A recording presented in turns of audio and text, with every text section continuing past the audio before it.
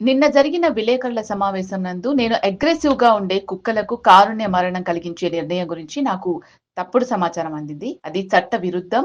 నేనెప్పుడూ చట్టాన్ని, నిబంధనలను గౌరవిస్తాను. న్యాయ నిపుణుల సలహా మేరకు నా వ్యాఖ్యను నేను వెనక్కి తీసుకుంటున్నాను. అలాగే వీధి కుక్కలను ఒక ప్రాంతం నుంచి మరో ప్రాంతానికి తరలించడం కూడా చట్టవిరుద్ధం. కాబట్టి నా విలాసవంతమైన ఇల్లు, ఏసీ కారు చూసి నాపై అరవడానికి లేదా నిందించడానికి ముందు నేను కూడా చట్టానికి కట్టుబడి ఉండాలని దయచేసి అర్థం చేసుకోండి.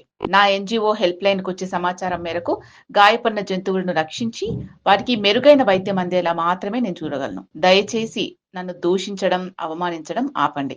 ఒక సాధారణ మనిషిగా నాకు సాధ్యమైనంత సహాయం చేయడానికి నేను చిత్తశుద్ధితో ప్రయత్నిస్తున్నాను. నేను ప్రజలచే ఎన్నుకోబడిన రాజకీయ నాయకురాలిని కాదు.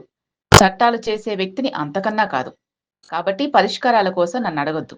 పొరపాటున కూడా నేను చట్టాన్ని ఉల్లంఘించకూడదని, ప్రజలను తప్పుదారి పట్టించకూడదని భావిస్తున్నాను. ధన్యవాదాలు. నిన్న జరిగిన సమాచార లోపానికి, అపార్థానికి నా క్షమాపణలు. మీకు ఎక్కడైనా దూకుడుగా ఉండే కుక్క కనిపిస్తే శ్రీమతి మేనకా గాంధీ గారి సలహా మేరకు ఈ 3 మందులు కాంబెట్, కాంపెట్, యాంక్సోకేర్ కొని వాటి ఆహారంలో ఇవ్వండి.